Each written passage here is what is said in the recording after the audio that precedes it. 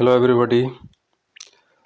तो अब हम आगे चैप्टर पढ़ेंगे गरीबी के बारे में। तो बिहार एसआई का एग्ज़ाम अभी 17 दिसंबर का आपका होने वाला है और 17 दिसंबर के एग्ज़ाम के लिए ये वीडियो बहुत इम्पोर्टेंट है। इस वीडियो को अगर आप देख के जाएंगे तो बहुत पॉसिबिलिटी है कि बहुत ज़्यादा जो है आपको आप क्वेश्चन को टिक कर पाएंगे। ठीक है, एक वीडियो इसका अपलोड हुआ, ठीक है, पूरे 1 घंटे का वीडियो वो था जिसमें बहुत बड़ा पोर्शन हमने लूसेंट के इकोनॉमी का कवर किया। अब ये दूसरा वीडियो है जिसमें कि भी हम एक बड़ा पोर्शन हम कवर करेंगे। ठीक है, तो अब यहाँ पे सवाल जो स्टार्ट हो रहा है गरीबी से। ठीक है, गरीबी क्या है? तो गरीबी के लिए बहुत सारे मानक, बहुत सारे चीज़ों को सामने रख करके निर्धारित किया जाता है कि गरीबी किसको कहते हैं। जैसे गरीबी का अर्थ क्या है कि एक व्यक्ति अपने जीवन यापन करने के लिए कितना भोजन, कैसा भोजन, किस तरह का भोजन का वो उपयोग कर पाने में सक्षम है, वस्त्र और आवास की कंडीशन क्या है। तो मनुष्य जब बुनियादी आवश्यकताओं की पूर्ति की स्थिति में नहीं होता, जैसे कि डेली रोज़मर्रा की जो चीज़ें हैं उन सभी चीज़ों की आवश्यकता की पूर्ति वो नहीं कर पाता, तब उसको एक श्रेणी में रखा जाता है जिसको गरीबी कहते हैं।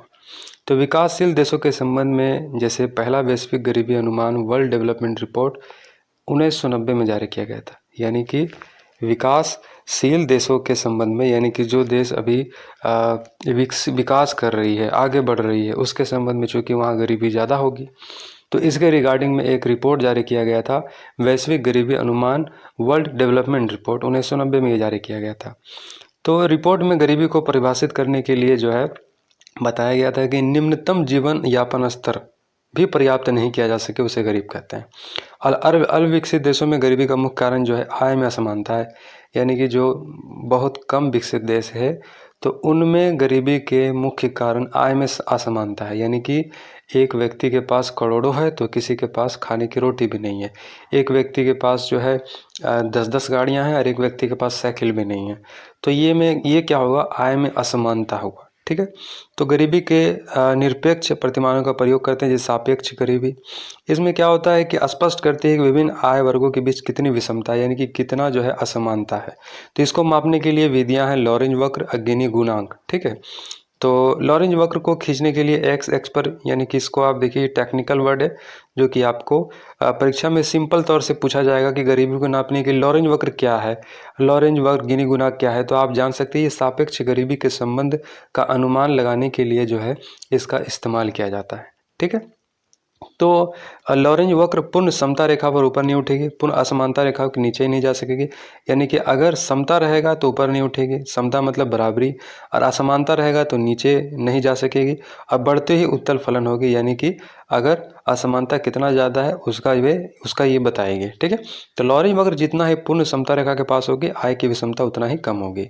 अब देखिए गिनी गुणांक, गिनी गुणांक के बारे में भी देखिए यहाँ पे पूरा दिया गया है जो कि हमको बहुत ज़्यादा डिटेल नहीं जानना है। ठीक है, ये बड़े एग्जाम के लिए है, हमें बस सिंपल सा जानना है कि लॉरेंज वक्र और गिनी गुणांक क्या है। ये गरीबी के सापेक्षता को, असमानता को नापने के लिए इसका इस्तेमाल किया जाता है। तो लॉरेंज वक्र को 1905 में मैक्स और लॉरेंज ने, और गिनी गुणांक को 1912 में कोरेडो गिनी इटली ने विकसित किया, इटली के रहने वाले ने विकसित किया। ठीक है, तो देखिए अब निरपेक्ष गरीबी। निरपेक्ष गरीबी का निर्धारण करते समय मनुष्य की पोषक आवश्यकताओं, अनिवार्यताओं के आधार पर आय अथवा उपभोग व्यय के न्यूनतम स्तर को ज्ञात किया जाता है। यानी कि एक व्यक्ति का समय पोषकता कितना है, उसके अंदर क्या क्या चीज़ें वो पोषण में इस्तेमाल कर रहा है। ठीक है, और उसके जीने का आधार क्या है। ठीक है, इसके अंतर्गत हम एक निश्चित मानदंड के आधार पर यह तय करते हैं कि लोग इस मानदंड के नीचे और उन्हें हम गरीब कहें। ठीक है, तो गरीबी रेखा या निर्धनता रेखा कहते हैं। ठीक है, निर्धनता के माप के लिए निरपेक्ष प्रतिमान का सर्वप्रथम प्रयोग कृषि संगठन एफएओ के प्रथम महानिदेशक आर वाइड ने 1945 में किया। यानी कि ये निरपेक्ष प्रतिमान गरीबी का निकालने का सबसे पहले काम इंडिया में कृषि संगठन, खाद्य कृषि संगठन एफएओ 1945 में किया था। भारत में निर्धनता की बात करें तो बहुत सारे पैमाने बनाए गए हैं हमारे देश में। तो इसका अवधारणा इस तरीके से है कि व्यक्ति को निर्धनता की रेखा से नीचे माना जाता है जब ग्रामीण क्षेत्रों में वो प्रतिदिन 2400 कैलोरी और शहरी क्षेत्रों में 2100 कैलोरी जो है भोजन प्राप्त करने में असमर्थ होता है। यानी कि शहरों में रहने वाले व्यक्ति अगर 2400 कैलोरी अगर वो भोजन नहीं प्राप्त कर पा रहे हैं तो उसको गरीबी में रखा जाता है। और अगर यही ग्रामीण में, ठीक है, अगर शहरों में अगर वो 2100 कैलोरी प्राप्त नहीं करता है उसको तो असमर्थ माना जाता है, गरीबी में वो जो है नीचे रखा जाता है। भारत में परिवार के उपभोग व्यय के आधार पर भी निर्धनता का स्तर आकलन किया जाता है। भारत में गरीबी के माप के साथ अनेक अर्थशास्त्रियों के नाम जुड़े, जैसे बहुत सारे अर्थशास्त्रियों ने गरीबी के जो है मापदंड तैयार किए हैं। जैसे कि इसमें है दांडेकर, रथ, BS मिन्हास, PD ओझा, प्रवन वर्धन, IJ अहलूवालिया, SP गुप्ता, तेंदुलकर, ये सब समितियां, रंगराजन। ऐसे क्वेश्चन पूछ लेगा ये सब किस चीज़ से जुड़ा हुआ है, तो आप गरीबी के मापने से, गरीबी के संबंध से ये जो है बताते हैं। तो भारत में निर्धनता रेखा के निर्धारण का पहला आधिकारिक प्रयास योजना आयोग द्वारा 1962 में किया गया। अब वर्तमान में भारत में निर्धनता रेखा या गरीबी रेखा का निर्धारण नीति आयोग करता है। वैश्विक स्तर पर विश्व में 1.25 अमेरिकी डॉलर की प्रति व्यक्ति प्रतिदिन आय को निर्धनता रेखा मानता है। यानी कि अगर इतना भी कोई नहीं कमा पाता है 1.25 अमेरिकी डॉलर, तो वह जो है निर्धनता रेखा के नीचे माना जाता है। अब बहुआयामी गरीबी सूचकांक भारत में गरीबी की तीव्रता का माप के लिए सबसे उपयुक्त है।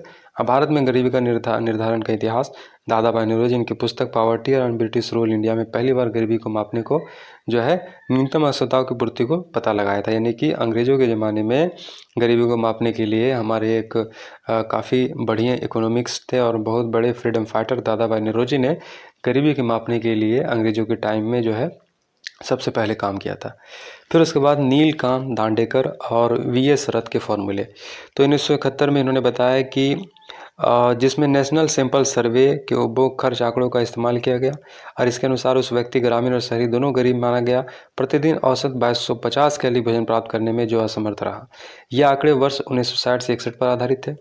फिर वाई जलद की समिति की रिपोर्ट देखिए, इसमें कहा गया 1979 में इस समिति का गठन किया गया था और इस समिति ने दांडेकर और रथ के फॉर्मूले को आधार वर्ष बदलकर 1973 से 74 किया और निर्धारित किया कि अगर ग्रामीण क्षेत्र में जो कैलोरी की जो मात्रा है क्रमशः 2100 कैलोरी और 2400 कैलोरी, इसमें जो है वो अंतर पाया गया। लकड़वाला समिति 1989 में ये लकड़वाला की अध्यक्षता में ये बनाया गया था। 1993 में इस समिति ने अपनी रिपोर्ट प्रस्तुत की और इसके अनुसार प्रत्येक राज्य में मूल स्तर के आधार पर अलग अलग निर्धनता रेखा का निर्धारण किया गया। यानी कि प्रत्येक राज्य की निर्धनता रेखा जो है अलग अलग होगी, ठीक है।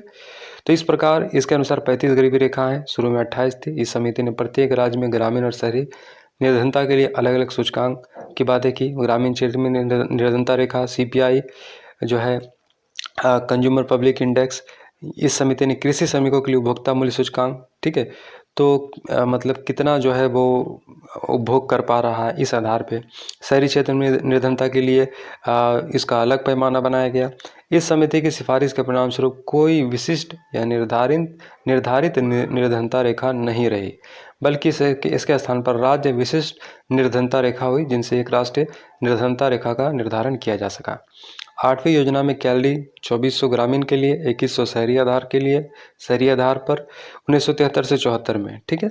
और रुपयों की बात करें तो ग्रामीण में 49.09 और शहरों के लिए 56.54 रुपया प्रति माह अगर ये खर्च कर पा रहा है अपने ऊपर, तो इनको जो है गरीबी से ऊपर माना गया और इससे कम को गरीबी के नीचे माना गया। फिर गरीबी के एक और जो है आकलन करने के लिए सुरेश तेंदुलकर समिति का योजन किया गया था 2004 में और इन्होंने अपना रिपोर्ट 2009 में सौंपी। तेंदुलकर समिति का मुख्य उद्देश्य इसका परीक्षण करना था, क्या भारत में गरीबी वास्तव में गिर रही है या नहीं, जैसा NSSO के 61वें चक्र से स्थापित होता है कि इसके साथ ही नई गरीबी रेखा तथा गरीबी के संबंध में अनुमान प्रस्तुत करना था। तेंदुलकर समिति ने उपभोग बास्केट में परिवर्तन किए जाने के लिए अदा की जाने वाली कीमत, कॉस्ट ऑफ लिविंग इंडेक्स की बात की। इसने गरीबी रेखा का निर्धारण उपभोग में लाए जा रहे खाद्यान्नों के अलावा 6 बुनियादी आवश्यकताओं, शिक्षा, जैसे गरीबी का ये पैमाना बनाया गया कि शिक्षा, स्वास्थ्य, बुनियादी संरचना, स्वच्छ वातावरण, महिलाओं की काम तथा लाभ तक पहुँच के आधार पर होगा।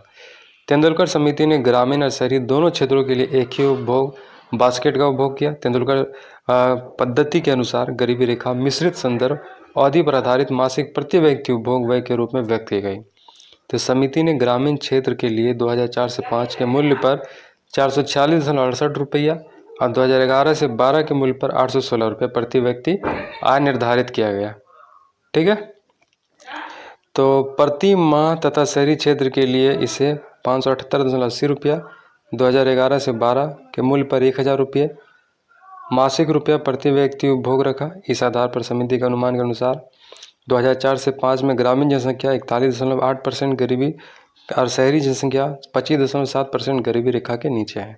मतलब तेंदुलकर समिति के हिसाब से जो है 2004 से 5 में ग्रामीण जनसंख्या 41.8% गरीबी रेखा में है और शहरी जनसंख्या 25.7।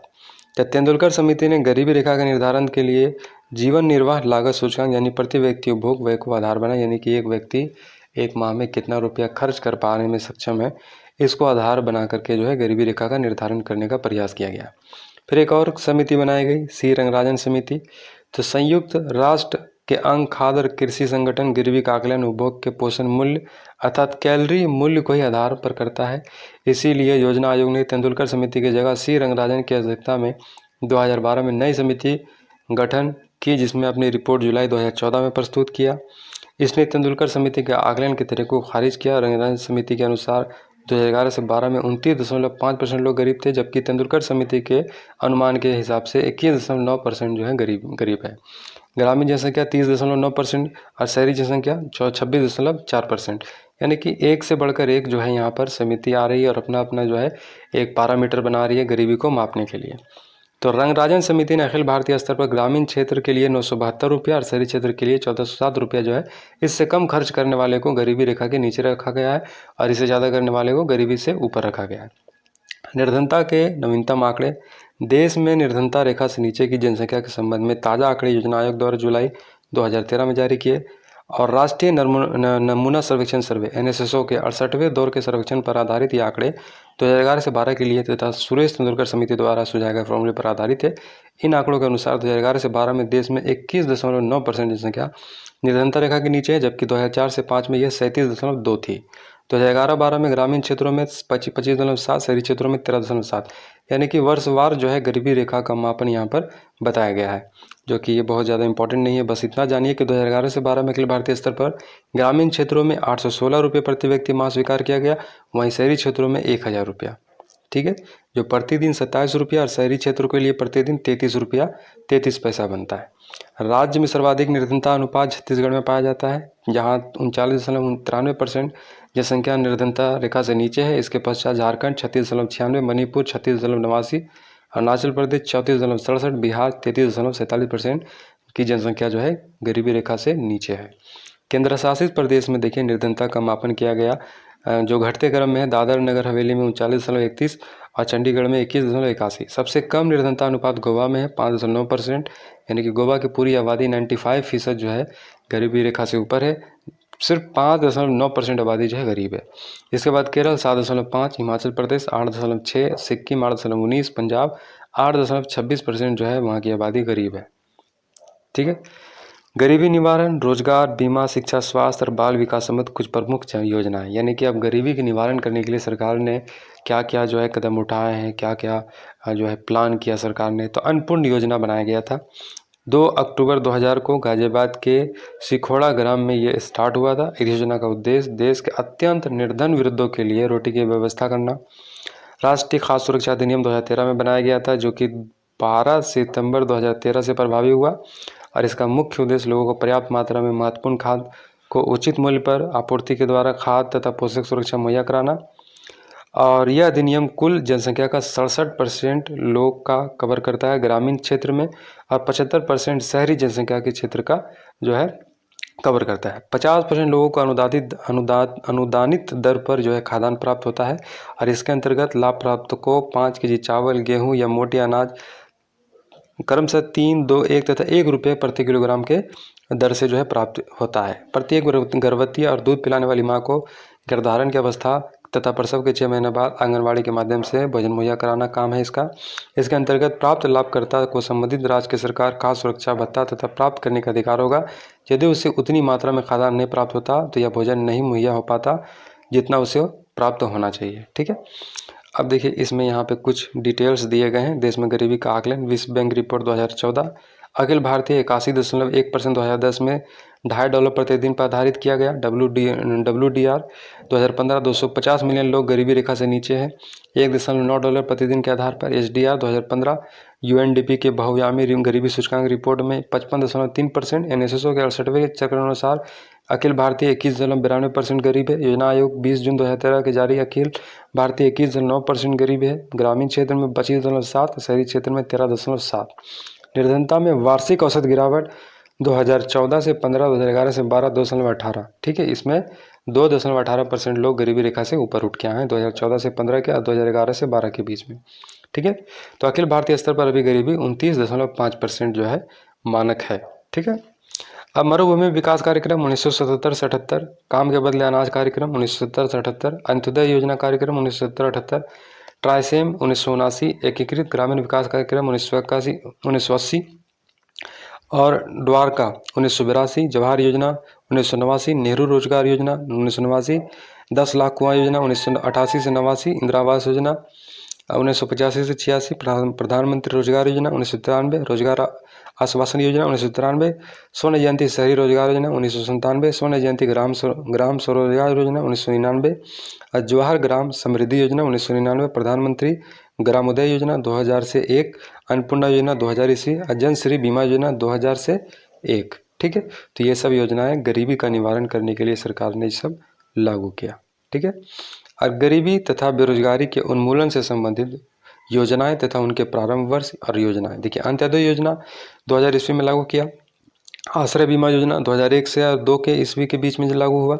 जेपी रोजगार गारंटी योजना 2002 से 3, भारत निर्माण कार्यक्रम 2005 से 6, राष्ट्रीय ग्रामीण रोजगार गारंटी कार्यक्रम 2006, राष्ट्रीय ग्रामीण रोजगार गारंटी अधिनियम नरेगा, इसकी शुरुआत 2 फरवरी 2006 को आंध्र प्रदेश के बांदावली जिले के आनंदपुर से हुआ और इसका नाम 2 अक्टूबर 2009 को परिवर्तन करके मनरेगा महात्मा गांधी रोजगार गारंटी योजना कर दिया गया। ठीक है, इस नीति का निर्माता का जो है ट्रेंड है बेल्जियम के अर्थशास्त्री है। इसका क्रियान्वयन ग्रामीण विकास मंत्रालय द्वारा किया जाता है। शुरू में योजना 27 राज्यों और 200 जिलों में लागू हुआ था और अप्रैल 2008 में 614 जिलों में लागू है। इसके तहत सभी ग्राम रोजगार योजना एवं काम के लिए अनाज योजना की विलय कर दिया गया है। इस योजना के तहत केंद्र तथा राज्य सरकारों के मध्य 90 और 10 के अनुपात में वित्तीय सहायता दी जाए। मतलब केंद्र सरकार इसमें अनुदान करती है 90% और राज्य सरकार को इसमें जो है पार्टिसिपेट करना पड़ता है 10% का। इस योजना के प्रत्येक परिवार को एक वित्तीय वर्ष में 100 दिन का रोजगार देने का जो है गारंटी है, जिसमें महिलाओं की भागीदारी 33% होनी चाहिए और 15 दिन तक रोजगार उपलब्ध नहीं कराने पर बेरोजगारी भत्ता देना होगा। इस योजना के तहत कार्य की अवधि 7 घंटा होगी और सप्ताह में 6 दिन काम करना होगा। कार्यस्थल पर मृत्यु होने या अस्थायी अपंगता की स्थिति में 25,000 रुपये जो है भत्ता राशि दी जाएगी और कार्यस्थल से 5 किलोमीटर से अधिक दूरी पर होने पर 10% अतिरिक्त मजदूरी दी जाएगी। इसका कार्यान्वयन नेशनल रूरल एम्प्लॉयमेंट गारंटी अधिनियम सितंबर 2005 के द्वारा होता है और काम पाने का अधिकार एक कानूनी अधिकार जो है बना दिया गया है। मनरेगा ग्रामीण गरीबों को संरक्षित करने की दिशा में प्रायोजित त्रिविधा मनरेगा खास सुरक्षा तथा ग्रामीण स्वास्थ्य मिशन से एक है। प्रधानमंत्री सुरक्षा बीमा योजना 9 मई 2015 को लागू किया गया था नरेंद्र मोदी के द्वारा। इस योजना के अंतर्गत बीमा धारक को दुर्घटना से मृत्यु के समय 2 लाख रुपये प्राप्त होगा और जिसमें वार्षिक प्रीमियम बीमा जो होगा 12 रुपया होगा।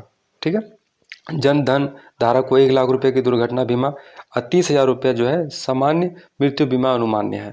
अटल पेंशन योजना, इसकी शुरुआत 9 मई 2015 को नरेंद्र मोदी की सरकार ने किया था। इस योजना के अंतर्गत पेंशन की मात्रा तथा इसकी अवधि का निर्धारण इसके अंतर्गत दी जाने वाली अंशदान पर निर्भर करेगी। 31 दिसंबर 2015 से पूर्व इसके अंतर्गत खोले जाने वाले खाते पर सरकार 5 वर्ष की प्रीमियम का 50% जो अधिक से अधिक 1,000 वार्षिक होगा जो उनको महीना के तौर पे दिया जाएगा जब वो रिटायरमेंट हो जाएंगे। तो प्रधानमंत्री जीवन ज्योति बीमा योजना, इसकी शुरुआत 9 मई 2015 को प्रधानमंत्री नरेंद्र मोदी के द्वारा की गई थी। यह योजना का स्वाभाविक और दुर्घटना मृत्यु दोनों के संबंध में लागू है। ठीक है, इसके अंतर्गत जो है 2 लाख रुपया जो है राशि प्राप्त होगा, जिसमें अंशदान 330 रुपया वार्षिक होगा और 18 से 50 वर्ष की आयु के बाद जो है ये लागू हो जाएगा। बच्चों को निःशुल्क शिक्षा अनिवार्य शिक्षा अधिकार अधिनियम 2009 86वें संविधान शोधन परिणाम स्वरूप इसके जो है भाग 3 में अनुच्छेद 21 के समाविष्ट किया गया, यानी कि ये जीने के अधिकार से जुड़ा हुआ है। 6 से 14 वर्ष के आयु के सभी बच्चों को निःशुल्क और अनिवार्य शिक्षा मूल अधिकार बना दिया गया। अब बच्चों को निःशुल्क और अनिवार्य शिक्षा का अधिकार अधिनियम 2009 1 अप्रैल 2010 से जो है प्रभावी हो गया है। इस अधिनियम के कुछ प्रमुख व्यवस्थाएं जो है इसमें किया गया है। 6 से 14 वर्ष के प्रत्येक बच्चों को प्रारंभिक शिक्षा पूरी होने तक अपने पड़ोस के विद्यालय निःशुल्क अनिवार्य शिक्षा का अधिकार होगा। 3 वर्ष के भीतर जहां पास में विद्यालय नहीं है, सरकार या स्थानीय प्रशासन विद्यालय की स्थापना करेगा। अधिनियम के पालन के लिए वित्त की व्यवस्था करना केंद्र और राज्य सरकार की जिम्मेदारी होगी। पड़ोस के विद्यालय में प्रवेश दिलाने की जिम्मेदारी माता पिता या अभिभावक की होगी। प्रवेश के ना ही किसी प्रकार की फीस ली जाएगी और ना ही जांच परीक्षा ली जाएगी। कोई अध्यापक कोई निजी ट्यूशन नहीं करेगा। अधिनियम को प्रभावी ढंग से क्रियान्वित करने के लिए बाल शिक्षा विशेषज्ञों को राष्ट्रीय परामर्श परिषद की केंद्र सरकार द्वारा स्थापना की जाएगी। सर्व शिक्षा अभियान गरीबी निवारण में अशिक्षा को सबसे प्रमुख अवरोधक तत्व होने का कारण और शिक्षा के प्रबल अग्रगामी पश्चिगामी लड़कियों को दृष्टि में रखते हुए भारत सरकार ने 2001 में सर्व शिक्षा अभियान लागू किया। अब वर्तमान 2015 से 16 में इस योजना के लिए वित्तीय व्यवस्था केंद्र और राज्य सरकार को 60 यानी केंद्र सरकार इसमें योगदान करती है 60% और 40% जो है राज्य सरकार। जबकि पूर्वोत्तर राज्यों में यानी कि जो पिछड़े हुए राज्य वहाँ पे 90% केंद्र सरकार, 10% जो है वहाँ की राज्य सरकार इसमें जो है भागीदारी करती है। राष्ट्रीय माध्यमिक शिक्षा अभियान यह योजना केंद्र सरकार द्वारा 2009 में शुरू की गई। इसका प्रमुख उद्देश्य 12वीं पंचवर्षीय योजना के समय समाप्ति के अर्थात 2017 तक माध्यमिक स्तर की शिक्षा तक सार्वभौम पहुंच पर 2020 तक सार्वभौम उपस्थिति बनाए रखना। इस योजना का वित्त पोषण केंद्र जो है 90 और 10 करता है, जबकि अन्य राज्यों में 75 और 25 के अनुपात में होता है। विद्यालय में राष्ट्रीय मध्याहार कार्यक्रम इसका स्टार्ट हुआ था 15 अगस्त 1995 को। शुरुआत में इस प्राइमरी स्तर पर लागू किया गया था, परंतु 1 अक्टूबर 2007 से इसे अपर प्राइमरी बच्चों को भी जो है 1 से 8 तक के बच्चों के संबंध में भी इसको लागू किया गया। तो 450 calorie, 12 gram protein, upper primary बच्चों के लिए 700 कैलोरी, 20 ग्राम प्रोटीन का व्यवस्था करना यहाँ पे किया गया। साक्षर भारत राष्ट्रीय साक्षरता मिशन पुनर्संरक्षित करके नई योजना दिसंबर 2009 में शुरू की गई। इसमें 7 करोड़ जिसमें 6 करोड़ स्त्रियां होंगी को साक्षर बनाने का लक्ष्य रखा गया। 15 वर्ष या 15 वर्ष से ऊपर के आयु के लोगों को साक्षर बनाया जाएगा। राष्ट्रीय ग्रामीण स्वास्थ्य मिशन 2005 में ये शुरू किया गया था 12 अप्रैल 2005 को। यह ग्रामीण क्षेत्रों में सरलता से पहुंच वाली, वहनीय और जवाबदेही वाली स्वास्थ्य सेवाएं मुहैया कराने से संबंधित है। और यह योजना विशेष रूप से ग्रामीण गरीबी और कमजोर वर्ग के लोगों के स्वास्थ्य सुविधाएं सुनिश्चित कराने में संबंधित है। और इस दिशा में इस सेवा में लगी प्रशिक्षित आशा का जो है किया गया है, मतलब उसको वर्कर को जारी किया गया है, उसको ट्रेन किया गया है। आशा जिसका मतलब होता है एक्रीडेटेड सोशल हेल्थ एक्टिविटीज़। तो इसकी भूमिका है 1000 ग्रामीण जनसंख्या पर एक आशा कार्य करती है। ठीक है, 1000 ग्रामीण जनसंख्या पर जो इस तरह की जो आशा काम करने वाली है, एक आशा काम करती है। ठीक है, तो केंद्र सरकार द्वारा जो यहाँ पर जो है घोषित की गई योजना डिजिटल इंडिया कार्यक्रम 21 अगस्त 2014 को, प्रधानमंत्री जन धन योजना 28 अगस्त 2014 को, दीनदयाल उपाध्याय अंत्योदय योजना 25 सितंबर 2014 को, स्वच्छ भारत मिशन जो बहुत बड़ा जो है प्लान था 2 अक्टूबर 2014 को ये लागू किया गया था। ठीक है, पूछा जा सकता है सवाल। और सांसद आदर्श ग्राम योजना जो कि सांसद को अपने ग्राम के विकास के लिए पैसे दिए जाते हैं 11 अक्टूबर 2014 को। श्रमेव जयते 16 अक्टूबर 2014 को। जीवन प्रमाण पेंशन भागियों के लिए 10 नवंबर 2014। मिशन इंद्रधनुष टीकाकरण 25 दिसंबर 2014। और नीति आयोग 1 जनवरी 2015। हृदय समृद्ध सांस्कृतिक संरक्षण कायाकल्प 21 जनवरी 2015। बेटी बचाओ बेटी पढ़ाओ 22 जनवरी 2015। सुकन्या समृद्धि योजना, ये सब डेट देख लीजिए। मुद्रा स्वास्थ्य कार्ड 19 फरवरी 2015। प्रधानमंत्री कौशल विकास 20 फरवरी 2015। जननी सुरक्षा योजना 12 अप्रैल 2015। प्रधानमंत्री जीवन ज्योति बीमा योजना 9 मई 2015।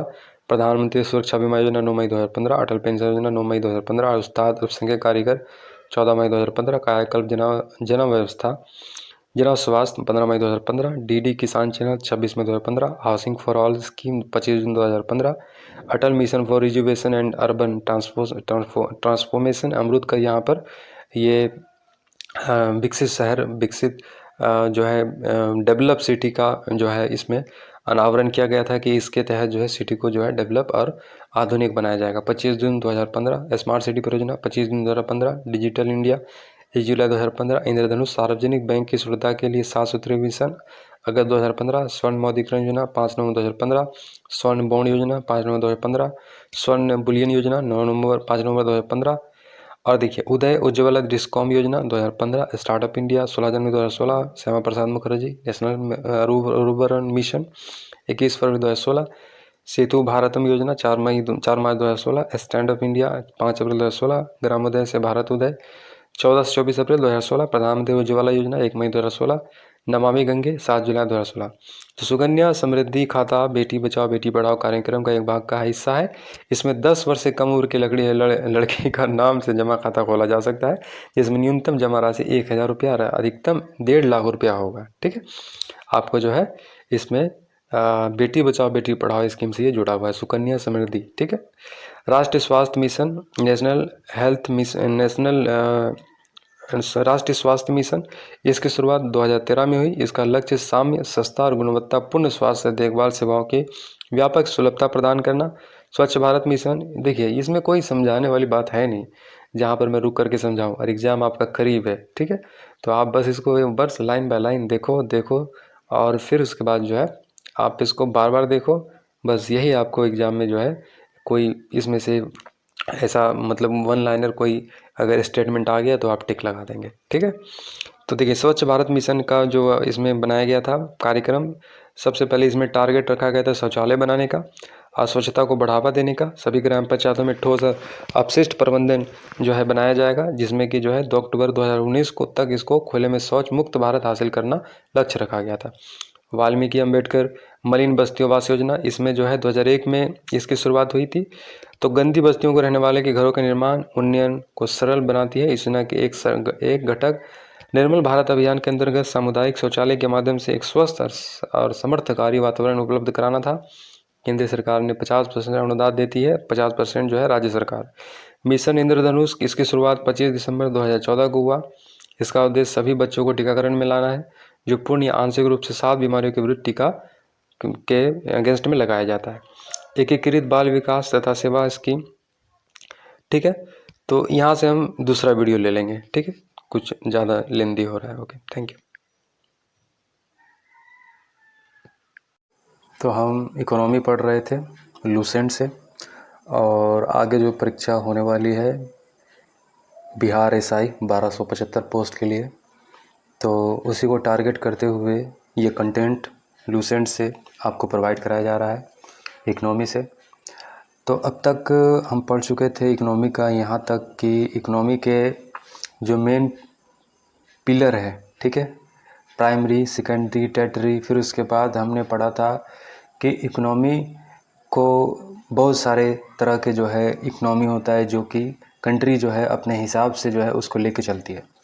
ठीक है, एक होता है पूंजीवादी, एक होता है समाजवादी, और एक होता है मिश्रित, दोनों मिक्स। ठीक है, और बहुत डिटेल में नहीं, लेकिन एक लाइन बाय लाइन हम बातों को समझते हुए आगे बढ़े थे। और फिर यहाँ तक हम पढ़े थे कि फिर गवर्नमेंट जो है, चूँकि एक ही तरह के लोग जो है, किसी भी देश में एक ही तरह के लोग नहीं होते हैं, तरह तरह के लोग होते हैं, उसका कंडीशन भी बिल्कुल एक जैसा नहीं होता है, सबका अलग अलग होता है। तो जो लोग पीछे छूट गए हैं उसके लिए सरकार जो है बहुत सारी स्कीम्स, योजनाएं लागू करती है उसको लाभ पहुंचाने के लिए। ठीक है, तो अब तक हम 16 स्कीम की बात कर चुके हैं। यहाँ 17वां स्कीम है जो कि लॉन्च किया गया था 1975 में। इसमें क्या है, इसका नाम integrated child development service scheme. इसमें बाल विकास और सेवा स्कीम, इसके अंतर्गत क्या होता है कि 6 वर्ष तक की उम्र के बच्चों और गर्भवती महिलाओं, स्तनपान करने वाली महिलाओं को स्वास्थ्य, पोषण और शैक्षणिक सेवाओं का एकीकृत पैकेज प्रदान करना है। आंगनवाड़ी भवनों के जरिए सीडीपीओ कार्यालय और गोदामों के निर्माण के लिए ऋण प्रदान करना है। तो इस योजना में बच्चों को 6 वर्ष तक की उम्र के बच्चों को शामिल किया जाता है, और गर्भवती जो महिलाएं हैं उसको सेवा प्रोवाइड की जाती है। स्तनपान कराने के लिए बच्चों को जो दूध पिलाती हैं जो माँ, उनको पोषण के जो है ख्याल रखा जाता है, और उससे जुड़ा शिक्षा, ज़रूरी जो जानकारी होती है वो देने का काम किया जाता है आंगनवाड़ी के माध्यम से। और इसके भवनों का निर्माण सीडीपीओ कार्यालय और गोदामों का निर्माण जो है के लिए जो है ऋण प्रदान करने वाला सीडीपीओ है। फिर देखिए आंगनबाड़ी केंद्र, इस केंद्र की स्थापना ग्रामीण और शहरी तथा जनजातीय बहुल क्षेत्रों में खोले गए हैं। तो इसके प्रमुख केंद्र उद्देश्य 300 दिन के लिए पूरक पोषाहार, स्वास्थ्य, प्रतिरक्षण, शिक्षा उपलब्ध करना है। यानी कि आंगनबाड़ी में ये काम किया जाता है कि 300 दिन के लिए जो बच्चे वहाँ पढ़ने आ रहे हैं उसको पोषण वाली आहार देने की उपलब्धता की जाती है। 6 वर्ष के आयु के बच्चों को और गर्भवती स्त्रियों के लिए जो है वहाँ पे वो जो है उनको खाने पीने की चीज़ें जो है वो दी जाती है। इन केंद्रों को खोलने का आधार जनसंख्या होता है। शहरी और ग्रामीण क्षेत्रों में 1000 जनसंख्या पर यह खोला जाता है और जनजाति बहुल क्षेत्रों में 700 जनसंख्या पर एक खोला जाता है। तो रेगिस्तानी और पहाड़ी क्षेत्रों में केवल 300 जनसंख्या पर आंगनबाड़ी केंद्र खोले जाते हैं और ये आंगनबाड़ी जो है ICDS के अंतर्गत ही चलाया जाता है, ठीक है, इंटीग्रेटेड चाइल्ड डेवलपमेंट सर्विस के जरिए। फिर नेक्स्ट है जो सरकार ने लॉन्च किया था राष्ट्रीय बाल भवन 1956 में, और एक ये स्वायत्त संस्था है जिसकी वित्तीय व्यवस्था मानव संसाधन विकास मंत्रालय द्वारा स्कूल शिक्षा विभाग के द्वारा होती है। 5 से 16 वर्ष के उम्र के बच्चों को सृजनात्मक विकसित करने के केंद्र में कार्य करता है, यानी कि 5 से 16 साल के बच्चों को डेवलपमेंट के लिए राष्ट्रीय बाल भवन ये काम करता है। कस्तूरबा गांधी विद्यालयों को योजना 20 जुलाई 2004 को ये लागू किया गया था। तो जो पिछड़े जाति के लोग हैं SC ST OBC मुस्लिम समुदाय के लिए तो कस्तूरबा गांधी बालिका विद्यालय ये खोलने की घोषणा की गई थी, ये की गई थी 2004 में। तो इसमें ये एक आवासीय विद्यालय होता है, 27 राज्यों में चलाई जा रही है। इन विद्यालयों में 75% स्थान अनुसूचित जाति, अनुसूचित जनजाति, अन्य पिछड़े वर्ग और अल्पसंख्यकों के बच्चों के लिए आरक्षित होंगे। अब 25% बालिकाएं गरीबी से रेखा से नीचे जीवन यापन करने वाले के लिए होंगी, जो कि वहाँ पर रहना, पढ़ना, खाना पीना सारी व्यवस्था जो है होगी। कुटीर ज्योति कार्यक्रम हरिजन और आदिवासी परिवारों के सहित गरीबी की रेखा से नीचे रहने वाले ग्रामीण परिवारों के जीवन स्तर में सुधार के लिए भारत सरकार ने 1988-89 में कुटीर ज्योति कार्यक्रम प्रारंभ किया। इसके अंतर्गत ग्रामीण क्षेत्रों में निर्धनता रेखा से नीचे जीवन यापन करने वाले परिवार को बत्ती विद्युत कनेक्शन उपलब्ध कराने के लिए 400 रुपये का जो है सरकारी सहायता उपलब्ध कराई जाती है। यानी कि जहाँ तक बिजली का जो है अभाव है, बिजली नहीं पहुँची है, वहाँ तक कुटीर ज्योति कार्यक्रम के अंतर्गत 400 रुपया जो है विद्युत कनेक्शन को उपलब्ध कराने के लिए 400 रुपया जो है सरकारी सहायता उपलब्ध कराई जाती है। अंत्योदय अन्न योजना ये प्रधानमंत्री अटल बिहारी वाजपेयी ने 25 दिसंबर 2000 को इसकी शुरुआत की थी और इस योजना के तहत 1 करोड़ जो गरीब से गरीब परिवार हैं उनको 35 किलोग्राम अनाज विशेष रियायती मूल्य पर दिया जाएगा। और इस योजना के तहत जारी किए जाने वाले गेहूं और चावल व केंद्रीय निर्गम मूल्य क्रमशः 2 और 3 रुपये प्रति किलोग्राम है। फिर एक योजना प्रधानमंत्री उज्ज्वला योजना 2016 में जारी किया गया था। तो चूँकि जो परिवार की जो महिलाएं हैं वो जारन और लकड़ी पर जो खाना पकाती है उनको ये राहत देने के लिए उज्ज्वला योजना जो है कार्यक्रम लागू किया गया था और इसके तहत BPL परिवार को LPG कनेक्शन के लिए 1600 रुपये की वित्तीय सहायता प्रदान की जाती है। यानी कि 1600 रुपये का जो है सहायता सरकार कर रही थी। इसमें BPL परिवारों को एक भरा हुआ गैस सिलेंडर, रेगुलेटर, पाइप मुक्त दिया जाता था। और इस योजना के कार्यान्वयन के लिए गिव इट अप अभियान के माध्यम से LPG सब्सिडी बचाए गए पैसों को उपयोग में लाया गया। इस योजना के कार्यान्वयन पेट्रोलियम और प्राकृतिक गैस मंत्रालय के द्वारा किया जा रहा है। 2018 से 19 के बजट में LPG कनेक्शन 5 करोड़ परिवार से बढ़ाकर 8 करोड़ परिवार कर दिया गया, यानी कि 8 करोड़ परिवार तक जो है LPG कनेक्शन देने का लाभ उज्ज्वला योजना के अंतर्गत किया गया था। फिर नेक्स्ट देखिए दीनदयाल उपाध्याय ग्रामीण कौशल योजना 25 सितंबर 2014 को भारत सरकार ने इसको लॉन्च किया था।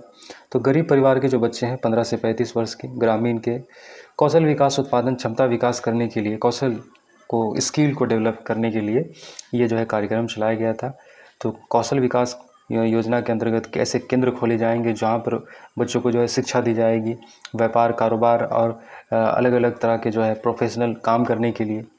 ग्रामीण विकास मंत्रालय द्वारा ये किया जा रहा है। इस योजना के माध्यम से 556 घंटे यानी कि 3 माह 2304 घंटे 12 माह की अवधि वाली प्रशिक्षण परियोजना का जो है काम किया जाएगा। इसका वित्त पोषण जो है किया जाएगा। यह योजना 33 राज्यों में, केंद्र शासित प्रदेशों 610 जिला में कार्यान्वित की गई। सरकार के आदेश अनुसार केवल मांग आधारित और कम से कम 75% प्रशिक्षुओं को रोजगार देने का लक्ष्य तय किया गया। और इस योजना के तहत प्रशिक्षण प्राप्त करने वाले सामाजिक तौर पर वंचित समूह, अनुसूचित जाति, अनुसूचित जनजाति, 50% अल्पसंख्यक वर्ग और 15% विकलांग और 3% महिला वर्ग और 33% को अनिवार्य रूप से शामिल करने का इसमें लक्ष्य रखा गया। फिर 2017 में एक नई आर्थिक नीति बनाई गई थी। तो इसका बनाने का तात्पर्य ये रहा कि जो हमारी पिछली आर्थिक नीति है उसमें सुधार करने के लिए नई आर्थिक नीति में क्या क्या हम और बेहतर कर सकते हैं, उसके लिए ये काम किया गया। नए आर्थिक सुधार की रूपरेखा राजीव गांधी के कार्यकाल में 1985 में बनाई गई थी। नई आर्थिक सुधार की दूसरी लहर नरसिम्हा राव के कार्यकाल में 1951 में आई।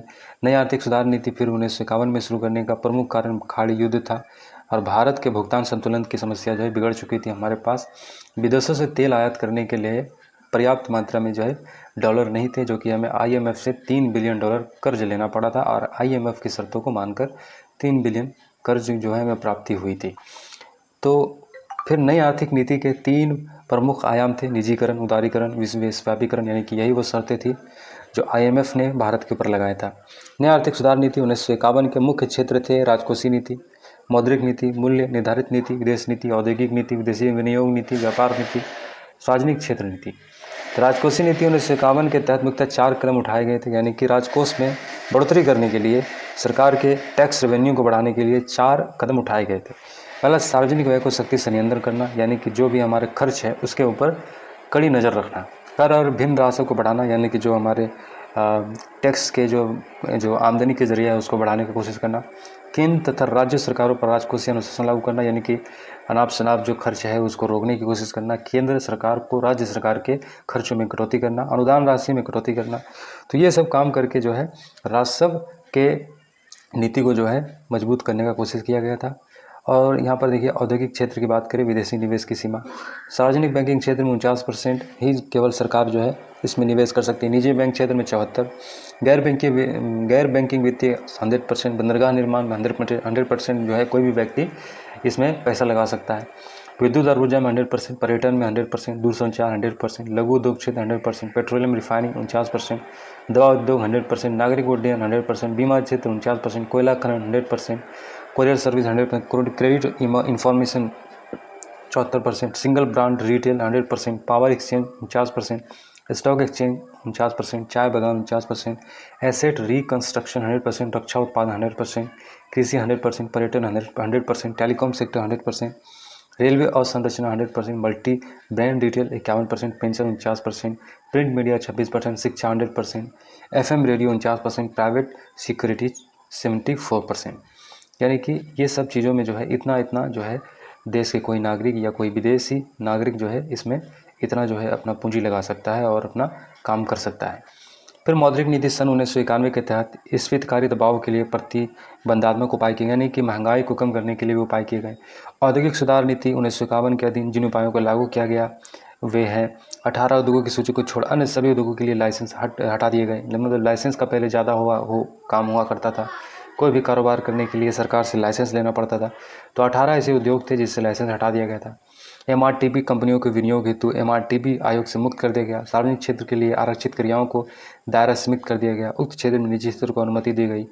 विदेशी विनियोग नीति 1991 के तहत जिन सुधारों को लक्ष्यबद्ध किया गया वे थे बहुत से उद्योग जैसे 51% विदेशी हिस्सा पूंजी के स्वामित्व की सीमा तक प्रत्यक्ष विदेशी विनियोग अथवा स्वीकृति दी गई, यानी कि बाहर जाने वाले लोग 51% जो है अपने हमारे कंपनियों में, जो इंडिया की जो बड़ी बड़ी कंपनियां उसमें जो है उसमें 51% पूंजी जो है अपना जो है लगा सकते हैं, इसकी स्वीकृति दी गई। निर्यात में लगी विदेशी व्यापार कंपनी को 51% तक हिस्सा पूंजी लगाने की अनुमति होगी। सरकार उच्च प्राथमिकता वाले उद्योगों में तकनीकी संधियों के लिए स्वतः स्वीकृति प्रदान करेंगी। जो उच्च तकनीकी वाली जो चीज़ें हैं सरकार उसके ऊपर व्यय करेगी, खर्च करेगी। व्यापार नीति 1991 के तहत अर्थव्यवस्था के अंतर्राष्ट्रीय एकीकरण प्रोन्नत करने हेतु उद्योग को प्राप्त अत्यधिक अविवेकपूर्ण संरक्षण धीरे धीरे समाप्त करने की दिशा में कदम उठाए गए। सार्वजनिक क्षेत्र संबंधी नीति 1991 के तहत उद्यमों को कार्यकुशलता व बाजार अनुशासन लाने के लिए उपाय लागू किए गए। वो 3 थे। आरक्षित उद्योगों की संख्या घटकर 8 कर दी गई, यानी कि जो रिजर्व जो फैक्ट्रियाँ थी उसको घटाकर 8 कर दी गई, यानी कि जिसमें केवल सरकारी काम कर सकती है उसको घटाकर कम कर दिया गया। जिन उद्योग को पुनरुत्थान कार्य औद्योगिक और वित्तीय पुनर्निर्माण बोर्ड की सौंप दिया गया, यानी कि जो कुछ ऐसे उद्योग थे जीर्ण उद्योग जिसका जो है कार्य जो है जो औद्योगिक और वित्तीय पुनर्निर्माण बोर्ड है उसको सौंप दिया गया। सार्वजनिक उद्यमों के निष्पादन में उन्नति के लिए उद्यमों को MOU के माध्यम से मजबूत किया गया। श्रमिकों की संख्या कम करने के लिए स्वैच्छिक सेवानिवृत्ति योजना आरंभ की गई। नई आर्थिक सुधार नीति 1991 से आगे बढ़ते हुए अब तक काफ़ी खुली, उदार और वैश्वीकृत हो चुकी, यानी कि अब जो है व्यापार करना, कारोबार करना, पूंजी लगाना, बाहर विदेशियों को यहाँ पर कारोबार करना अब तक बहुत आसान और सरल हो चुकी है 1991 के बाद से अब तक। परमाणु ऊर्जा और रेल परिवहन, ठीक है। तो आरक्षित उद्योगों की संख्या देखिए यहाँ पे 2 है, परमाणु ऊर्जा और रेल परिवहन इसमें जो है। लेकिन अब देखे जाए तो रेल में भी जो है निजी लोगों को जो है सरकार आमंत्रित कर रही है पैसा लगाने के लिए, और ऐसे बहुत सारे ट्रेन आने वाले हम समय में देख सकते हैं जो प्राइवेट लोगों के द्वारा जो है संचालित किया जाएगा। संसाधन जुटाने और कार्य कुशलता लाने की दृष्टि से सार्वजनिक उद्यमों के संबंध में विनिवेश की नई नीति वर्ष 1991-92 से अपनाई गई है। 100% निर्यात मूलक इकाइयों में 100% विदेशी पूंजी निवेश की अनुमति दी गई है। विनिवेश उपनिवेश के अर्थ उद्यमों में सरकारी भागीदारी को घटाना है। 1996 में विनिवेश मुद्दे पर समीक्षा सुझाव तथा विनियमन के लिए विनिवेश कमीशन का गठन किया गया। इसके पहले इसके अध्यक्ष GV रामकृष्ण थे। औद्योगिक आधुनिकीकरण तकनीकी विकास के परिणाम स्वरूप प्रभावी होने वाली तथा बंद की जाने वाली रुग्ण औद्योगिक इकाइयों के विस्थापन, श्रमिकों को सहायता, पुनर्स्थापना के लिए सन 1992 में राष्ट्रीय नवीकरण निधि की स्थापना की गई। नवरत्न जैसी कंपनियां जो बताती है कि कितना इंपॉर्टेंट है इस पर जो है सरकार की जो लाभकारी कंपनियां हैं इसके ऊपर फोकस करने का, इसके ऊपर ध्यान करने का, इसमें जो है लोगों के लिए रोजगार सृजन करने के जो है चीज़ों को लगातार प्रोत्साहन करने के लिए, इसके महत्व को दर्शाने के लिए इस तरह के जो है नामकरण किए गए महारत्न, नवरत्न। ठीक है, तो ऐसे कुछ 23 कंपनियां हैं जिसमें 7 कंपनियों को महारत्न कंपनी का दर्जा दिया गया है। दूसरे चरण के आर्थिक सुधार कार्यक्रम के प्रमुख लक्ष्य 7 से 8% वृद्धि दर से निरंतर समान एवं रोजगार सृजनकारी दिशा में विकास तथा गरीबों का उन्मूलन जो है लगातार इसमें जारी है। अब देखिए आगे भारतीय वित्त व्यवस्था की, यानी कि कैसे भारत की जो इकोनॉमी फंक्शन कैसे करती है, यानी कि खर्च पैसे आते कहाँ से, पैसे जाते कहाँ हैं। भारतीय व्यवस्था से तात्पर्य ऐसी व्यवस्था है जिसमें व्यक्ति, वित्तीय संस्थाओं, बैंक, औद्योगिक कंपनी, सरकार वित्त की मांग होती है, इसकी पूर्ति की जाती है। भारतीय वित्त व्यवस्था के 2 पक्ष हैं, पहला मांग पक्ष और दूसरा पूर्ति पक्ष, यानी कि क्या चीज़ें डिमांड है और क्या चीज़ें जो है पूर्ति करना है। मांग पक्ष का प्रतिनिधित्व व्यक्ति, निवेश, औद्योगिक तथा व्यापारिक कंपनियां, सरकार आदि करते हैं। यानी कि मांगने का जो डिमांड है उस चीज़ को पूरा करने के लिए जो है उसका जो है उसकी भरपाई निवेशक, यानी कि जो कंपनी के मालिक है, जो उद्योग के मालिक है, व्यापारिक कंपनी के सरकार, और फिर सरकार भी बहुत सारी चीज़ें पैदा करती है, तो वो जो मालिक है उसके ऊपर जो है आधारित होती है। और इसका प्रतिपक्ष प्रतिनिधित्व बैंक है, बीमा कंपनी है, म्यूचुअल फंड, यहाँ से पैसे उनको प्राप्त होती है। भारतीय वित्त व्यवस्था को 2 भागों में बांटा गया, भारतीय मुद्रा बाजार और भारतीय पूंजी बाजार। भारतीय मुद्रा बाजार को 3 भागों में बांटा गया है। असंगठित क्षेत्र, यानी कि जिसमें लोग काम तो करते हैं लेकिन तय काम करने का तय नहीं है, पैसे कितने मिलेंगे ये तय नहीं है, घंटा तय नहीं है, कार्य की कंडीशन तय नहीं है, इसको असंगठित क्षेत्र कहते हैं। फिर एक होता है संगठित क्षेत्र जिसमें बैंकिंग क्षेत्र तथा मुद्रा बाजार का उपबाजार है। असंगठित क्षेत्र के अंदर देसी बैंकर, साहूकार, महाजन आदि परंपरागत स्रोत आते हैं। ग्रामीण तथा कृषि साख में अब तक भी इसकी महती भूमिका होती है। संगठित क्षेत्र में भारतीय रिजर्व बैंक की शीर्ष संस्था है तथा इसके अतिरिक्त सार्वजनिक क्षेत्र में बैंक, निजी क्षेत्र के बैंक, विदेशी बैंक, अन्य वित्तीय संस्थाएं इसके अंदर आती है।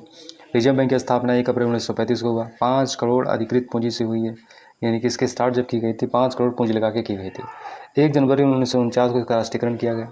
ये सवाल पूछा जा सकता है। रिजर्व बैंक भारत का केंद्रीय बैंक है, इसका मुख्यालय मुंबई में है और भारत में मौद्रिक और साख नीति के रिजर्व बैंक द्वारा ये बनाई जाती है और लागू की जाती है। सर ऑस्बर्न स्मिथ इसमें RBI के प्रथम गवर्नर थे, प्रथम यानी कि रिजर्व बैंक इंडिया के प्रथम गवर्नर सर ऑस्बर्न स्मिथ थे। और प्रथम भारतीय जो रिजर्व बैंक के जो गवर्नर थे CD देशमुख थे 1949 तक।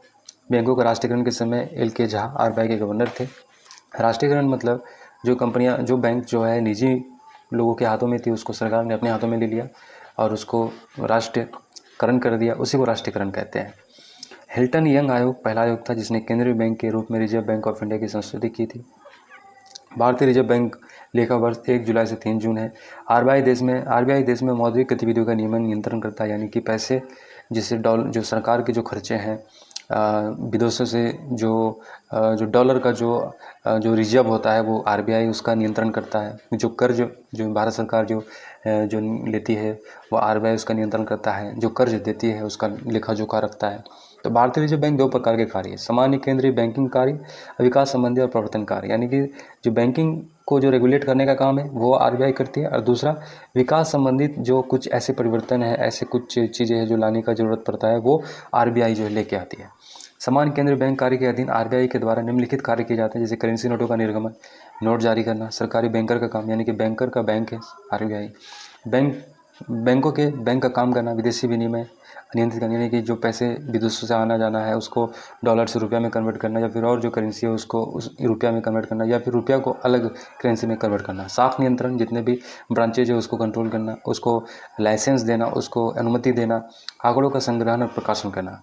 विकास संबंधी और प्रवर्तन कार्य के अधीन भारतीय रिजर्व बैंक का कार्य निम्न प्रकार है, यानी कि जो विकास से संबंधित जो कार्य, जैसे मुद्रा बाजार, प्रतिबंधात्मक नियंत्रण, बचतों का बैंक, अन्य वित्तीय संस्थाएं के माध्यम से उत्पादन के लिए उपलब्ध कराना, लोगों में बैंकिंग की आदत बढ़ाने का प्रयास करना।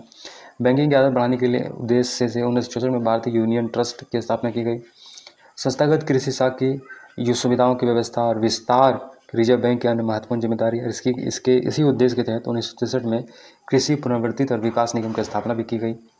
भारतीय रिजर्व बैंक द्वारा साख पर नियंत्रण निम्न तरीकों से किया जाता है। बैंक दर नीति द्वारा, यानी कि बैंक रेट एक रेट होता है जो आरबीआई जो है बाकी बैंकों के लिए निर्धारित करती है, जिस पर जो है टैक्स पर जो है दर पर जो है सॉरी टैक्स नहीं, यानी कि इंटरेस्ट जो कि दूसरे बैंक को आरबीआई पैसे देती है। खुले बाजार की क्रियाएं द्वारा, यानी कि सरकार के लिए पैसा उठाने, मार्केट से पैसा उठाने के लिए खुले बाजार की क्रियाओं का जो है क्रियान्वयन करती है आरबीआई।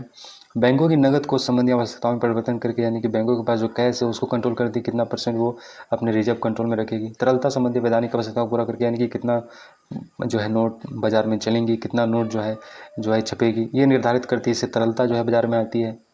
महंगाई को कंट्रोल करने की कोशिश होती है और महंगाई बढ़ाने का भी जो है इसमें नियंत्रण होता है आरबीआई के पास। विभेदक ब्याज दरों की प्रणाली अपनाकर, चयनात्मक साख नियंत्रण नीति से तथा नैतिक प्रभाव नीति द्वारा। तो ये सब जो है नियम है जिसके तहत जो है आरबीआई अपना आर्थिक विनिगत जो है चीज़ों को जो है आगे देखती है। बैंकों को ग्राहकों की शिकायत का निदान करने के लिए बैंकिंग लोकपाल योजना भारत में रिजर्व बैंक ने 14 जून 1995 से लागू किया।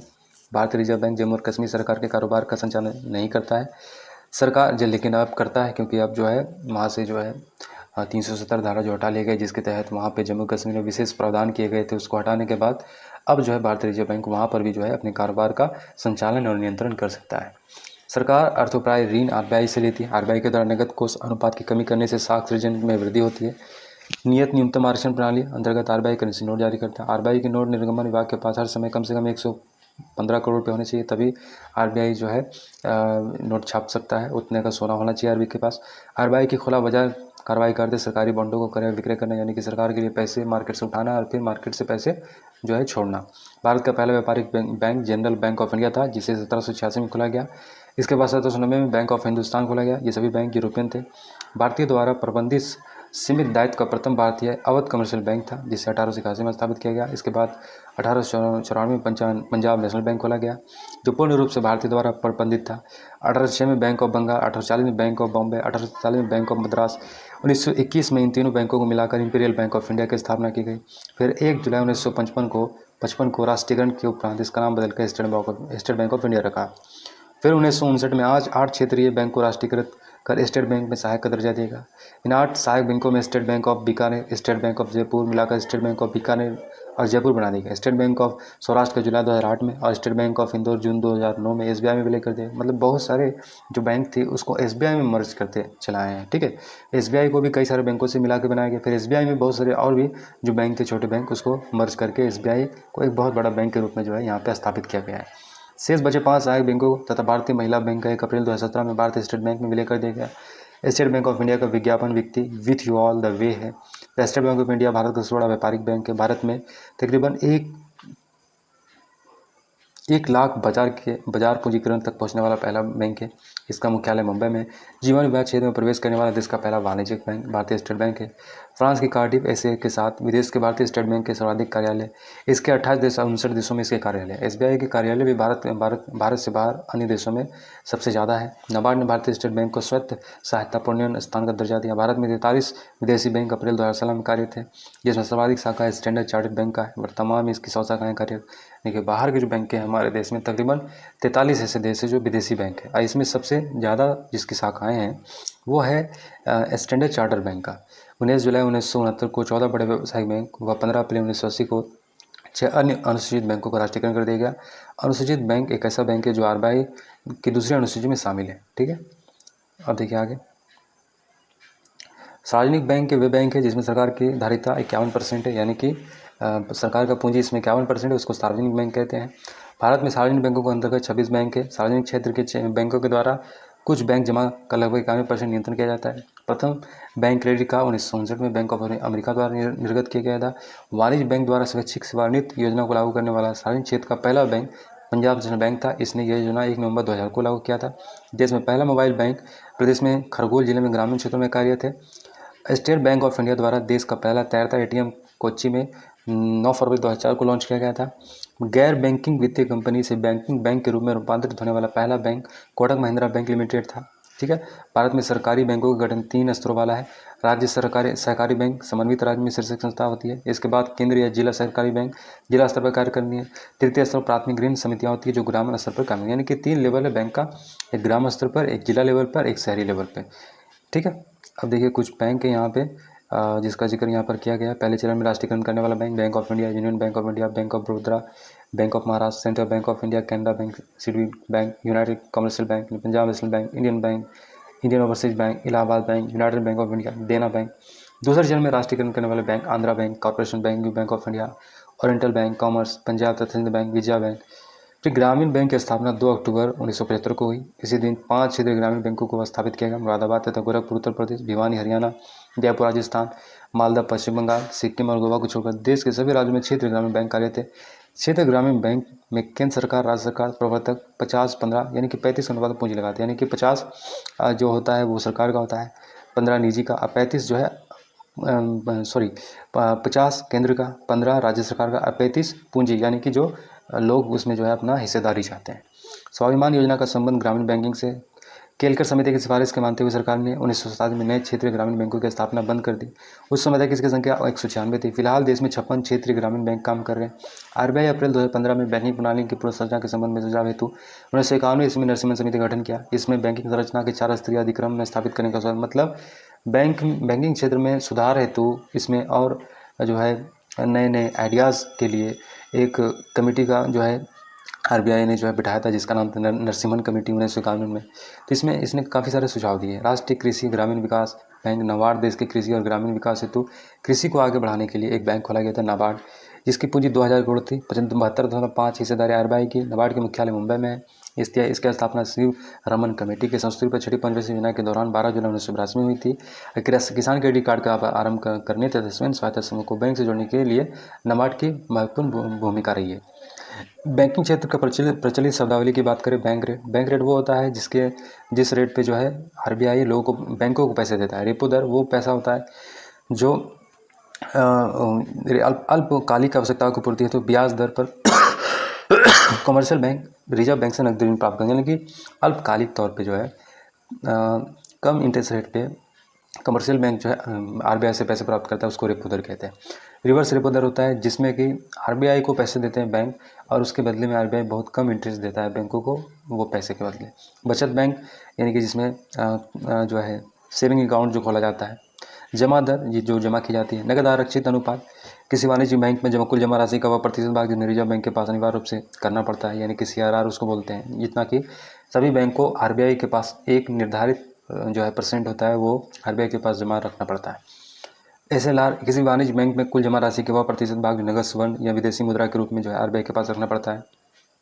पीएलआर बैंक के लिए प्राइम लेंडिंग रेट व ब्याज दर जिस पर बैंक उस ग्राहक को जिसके संबंध में जोखिम शून्य है वो ऋण देने का तैयार करता है, यानी कि कौन कस्टमर कितना जोखिम भरा है उसको ऋण देने के लिए उसका इंटरेस्ट निर्धारित होता है, पीएलआर जिसको बोलते हैं। बेस रेट आरबीआई पीएलआर आधारित उधार दे प्रणाली का स्थान पर 2010 से आधार पर दर प्रणाली लागू किया, पीएलआर यानी कि पीएलआर को बदल करके आरबीआई ने बेस रेट जो है लागू किया, यानी कि इसके आधार पे जो है कौन कस्टमर को कितना परसेंट के हिसाब से जो है कितना रिस्क उसके लोन देने पर है उस हिसाब से जो है निर्धारित की जाती है।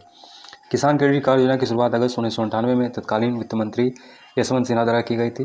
निजी क्षेत्र के बैंक देखिए Ind bank, global start bank, ये पुणे में है पहला वाला, 1994 में खुला। सिकंदराबाद में ग्लोबल ट्रस्ट बैंक 1994 में खुला। आईसीआईसीआई बैंक बड़ौदा ये 1994 में खुला। एक्सिस बैंक अहमदाबाद में इसका मुख्यालय 1994 में खुला। टाइम्स बैंक 1995 में, Centurion Bank 1995, Bank of Punjab 1995, HDFC Bank 1995, IDBI Bank 1995, Development Credit Bank Mumbai में इसका मुख्यालय 1995। यूटीआई बैंक का नाम बदलकर एक्सिस बैंक कर दिया गया था 30 जुलाई 2007 से। निजी क्षेत्र में 2 नए बैंक, बंधन बैंक, इस बैंक का उद्घाटन 23 अगस्त 2015 को कोलकाता वित्त मंत्री अरुण जेटली ने किया। आईडीएफसी बैंक इसका उद्घाटन 19 अक्टूबर 2015 को हुआ, मुख्यालय मुंबई में है। राष्ट्रीय कृषि सहकारी विपणन भारतीय संघ की स्थापना नाफेड की स्थापना 2 अक्टूबर 1958 को हुई।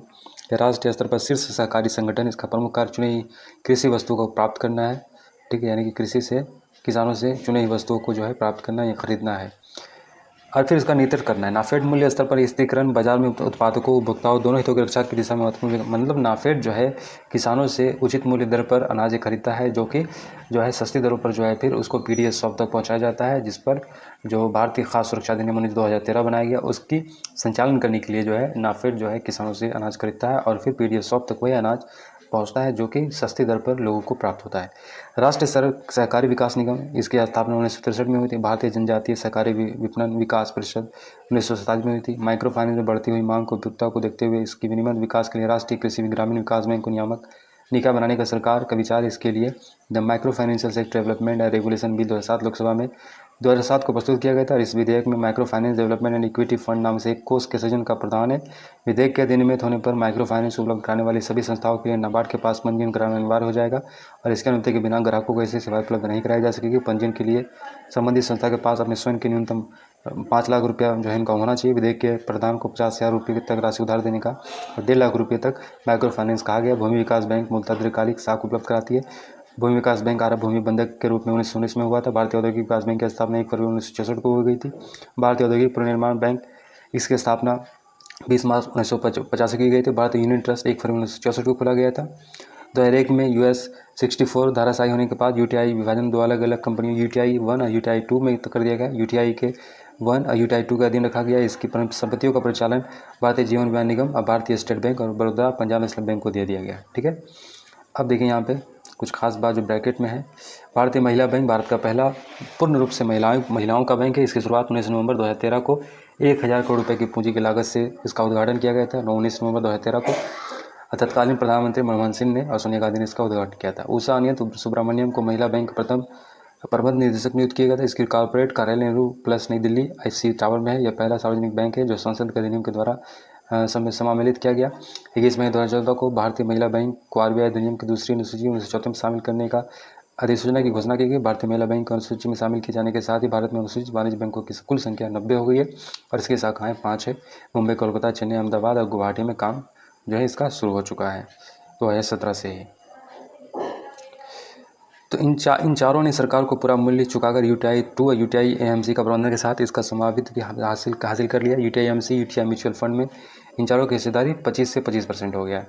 भारतीय जीवन बीमा निगम का मुख्यालय मुंबई में इस समय इसके 7 जोनल कार्यालय है, 100 क्षेत्रीय कार्यालय। इसकी स्थापना 1956 में की गई थी और 2011 में LIC की चुकता पूंजी 5 करोड़ से बढ़ाकर 100 करोड़ रुपया कर दिया गया। भारतीय साधारण बीमा निगम, इसकी स्थापना 1972 में की गई थी। भारतीय बीमा विनियामक विकास प्राधिकरण, इसका मुख्यालय हैदराबाद में 17 मार्च 1997 को सरकार ने कंपनी अधिनियम सन 1956 ईस्वी को अधीन भारतीय औद्योगिक निवेश बैंक लिमिटेड की स्थापना की। वर्तमान इसकी आर्थिक पूंजी 1000 करोड़ रुपये तथा मुख्यालय इसका कोलकाता में। प्रमुख वित्तीय संस्थान देखिए इंपीरियल बैंक ऑफ इंडिया 1921, भारतीय रिजर्व बैंक 1 अप्रैल 1935, भारतीय औद्योगिक निगम 1948, भारतीय औद्योगिक ऋण और निवेश निगम 1955, भारतीय स्टेट बैंक 1955, भारतीय यूनियन ट्रस्ट 1 फरवरी 1964, कृषि ग्रामीण विकास हेतु राष्ट्रीय बैंक 1 जुलाई 1982, भारतीय औद्योगिक पुनर्निर्माण बैंक 20 मार्च 1985, भारतीय लघु उद्योग विकास बैंक अप्रैल 1990, भारतीय निर्यात आयात बैंक 1982, राष्ट्रीय आवास बैंक 1988, क्षेत्रीय ग्रामीण बैंक 1975, भारतीय जीवन बीमा निगम 1956, भारतीय साधारण बीमा निगम 1972, राष्ट्रीय कृषि और ग्रामीण विकास बैंक 1982। तो इस तरीके से मैच द फॉलोइंग पूछ सकता है और ये भी पूछ सकता है कि कौन पहले था और कौन बाद में, इस तरह से पूछ सकता है। तो इस तरह से डेट याद रखने की कोशिश करना जरूरी है। भारतीय वित्त व्यवस्था जुड़े कुछ अन्य महत्वपूर्ण तथ्य। भारत में वित्तीय वर्ष 1 अप्रैल से 31 मार्च तक होता है। 1 रुपये का नोट और सिक्के का निर्गमन वित्त मंत्रालय करता है। 1 रुपये के नोट पर केंद्रीय वित्त का सचिव का हस्ताक्षर होता है। RBI व्यापारिक बैंकों की शाखा विस्तार का नियमन, व्यापार समापन का नियमन करता है। RBI व्यापारिक बैंकों की शाखा सृजन करता है। कोई भी बैंक अपनी किसी शाखा का स्थानांतरण RBI की अनुमति के बिना ही नहीं कर सकता। भारत के विदेशी व्यापार संबंधी आंकड़े RBI एकत्रित करता है। RBI तरलता प्रबंधन के अंतर्गत मंदी की स्थिति में अर्थव्यवस्था में तरलता बढ़ाने के लिए रेपो और रिवर्स रेपो का खेल खेलता है, यानी कि पैसे को मार्केट में बढ़ा देता है फिर मार्केट में घटा देता है। RBI ये सब काम करता है।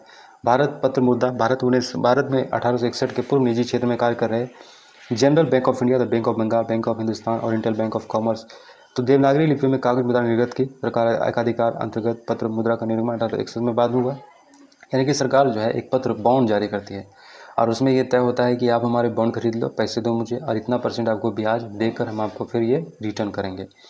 तो इसका स्टार्ट 1861 में हुआ था। फिर 1935 में पत्र मुद्रा निर्गमन दायित्व RBI को दिया गया।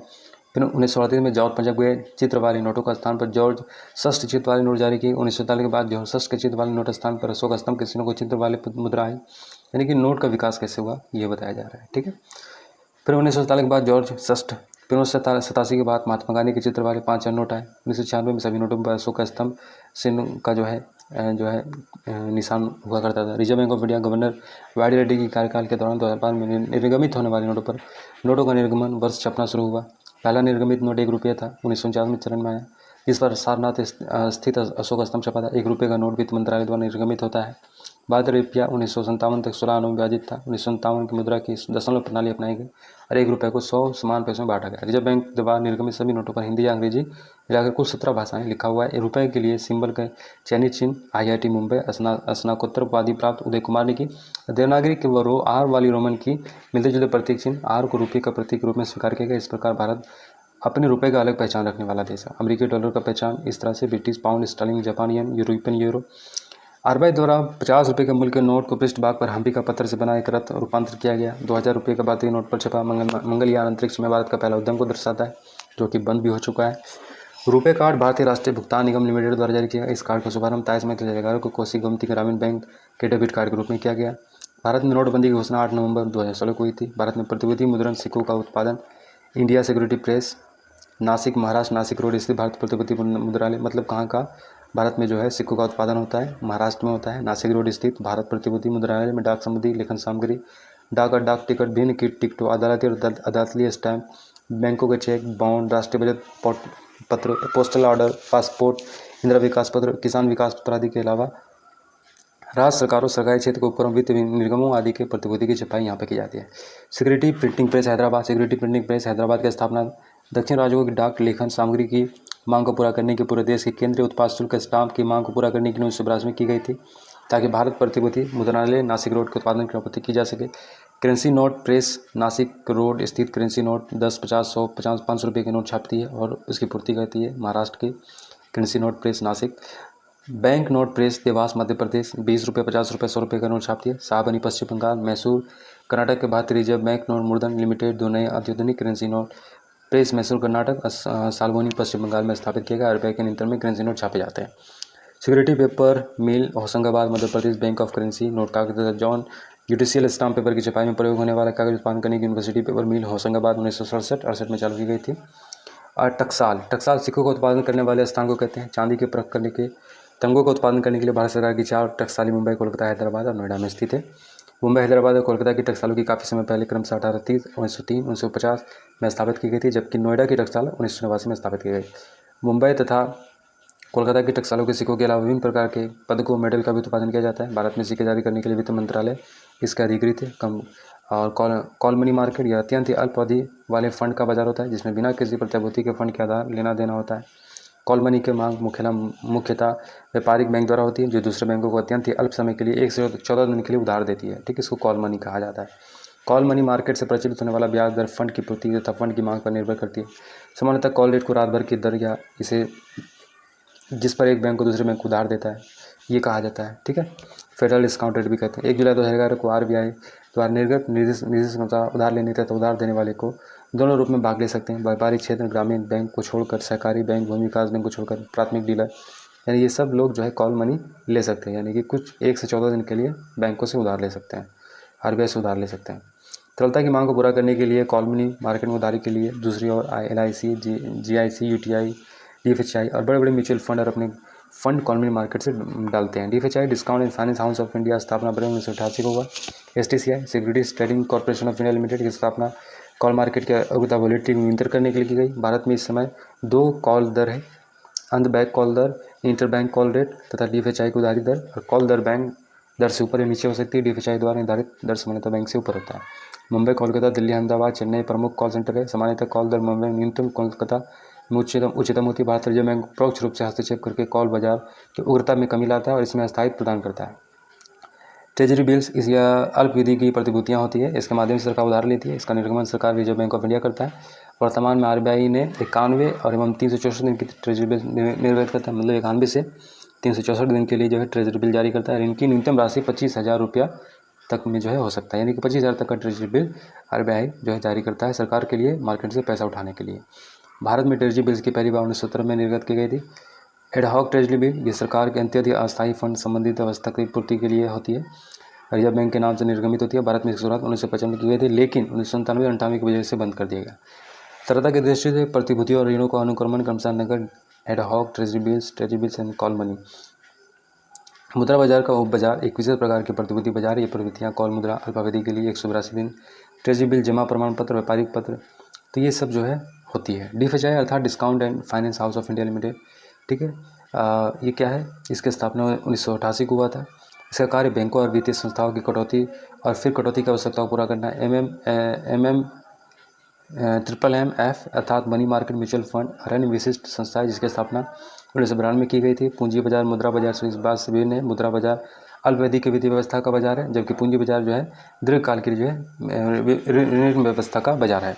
भारतीय पूंजी बाजार को मोटे तौर पर दो भागों में बांटा जाता है, गिल्ड एंड बाजार, औद्योगिक प्रतिभूति बाजार। गिल्ड एंड बाजार में रिजर्व बैंक माध्यम से सरकारी और अर्ध सरकारी प्रतिभूतियों का क्रय विक्रय किया जाता है। गिल्ड एंड बाजार में सरकारी और अर्ध सरकारी प्रतिभूतियों का मूल्य स्थिर रहता है। औद्योगिक प्रतिभूति बाजार में नए स्थापित होने वाले पहले से स्थापित औद्योगिक उपक्रमों को शेयर और डिबेंचरों का क्रय विक्रय किया जाता है। यदि पूंजी बाजार में निजी निगम क्षेत्र नए अंशों को डिबेंचरों, सरकारी कंपनियों और प्राथमिक प्रतिभूतियों या नई प्रतिभूतियों, सार्वजनिक क्षेत्र के बॉन्ड का निर्गमन क्रय विक्रय किया जाता है, ऐसे बाजार को प्राथमिक पूंजी बाजार कहा जाता है। द्वितीयक पूंजी बाजार अंतर्गत स्टॉक एक्सचेंज के होने वाले क्रय विक्रय, गिल्ड तथा एंड बाजार में होने वाली क्रय विक्रय आते हैं। भारतीय पूंजी बाजार में पूंजी के स्रोत अंश पूंजी, ग्रहण पत्र, इसके अतिरिक्त स्रोत के रूप में वे संस्थाएं जो वित्तीय मध्यस्थ की भूमिका निभाते हैं, ऐसी संस्थाएं merchant bank, mutual fund, leasing कंपनियां, जोखिम पूंजी कंपनियां आदि है। तो देखिए, ये बहुत स्पीड में हम आपको ये आपके सामने प्रस्तुत कर रहे हैं, क्योंकि इसमें बहुत सारी ऐसी चीज़ें हैं जो आपको नहीं पूछी जाएगी परीक्षा में। ये सब टर्मिनोलॉजी है इकोनॉमी का जो कि आपको नहीं पूछा जाएगा, ये सब बड़े बड़े एग्जाम में पूछा जाता है, और इसीलिए मैं इस पर रुक करके कोई बातें नहीं कर रहा हूँ, ठीक है।